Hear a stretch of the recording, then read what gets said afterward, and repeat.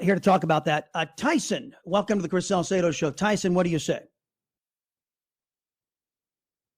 Hey, can you have Marjorie Taylor Greene on tomorrow to talk about weather modification? Oh, folks, this is Michael. This isn't Tyson. This is Michael, folks, who still feels compelled to lie about his identity to get. Now, Michael, had you just identified yourself as a Democrat, I would have gotten to you first as a leftist. So, what do you think about your nominee not securing one vote? Is that something you support? I called about weather modification machines.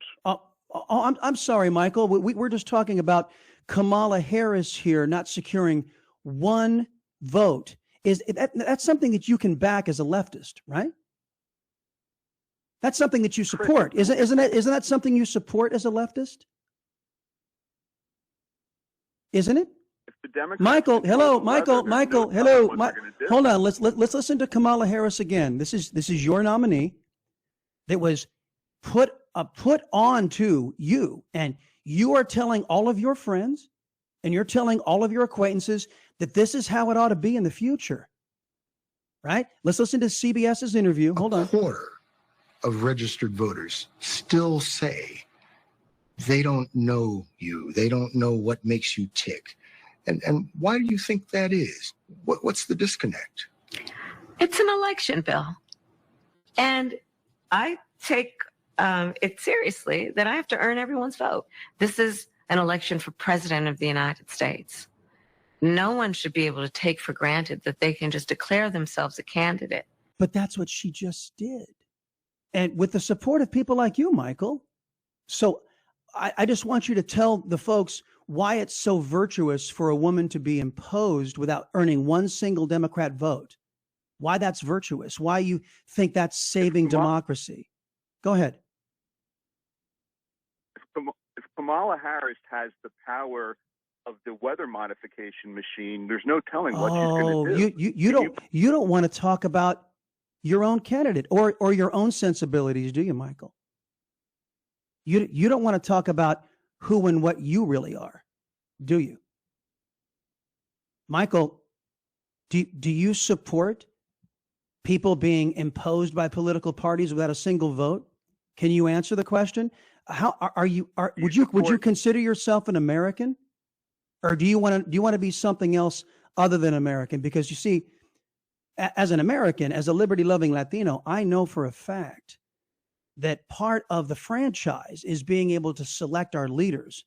That's part of a government of, by, and for the people, as articulated by Abraham Lincoln. Now, are you with me on that, or are you with the way the Democrats have done it this election cycle? Michael. Oh, Michael. Oh, little Michael had to curse. Oh, little Michael. You pat your little bum.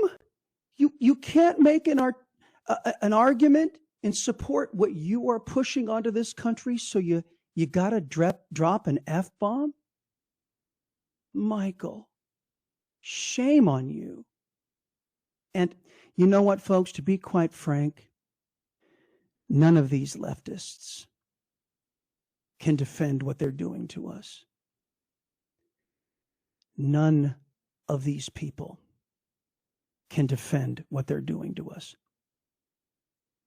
And they want to continue to be able to do harm to you and your family. And they don't want to be held accountable for it. And you just heard it. And he lied about who he was. He didn't want to address any of the issues from his own side because he doesn't want to be held accountable for what he's willing to impose on this country. And do you think it's wise to give these people power over you and your family?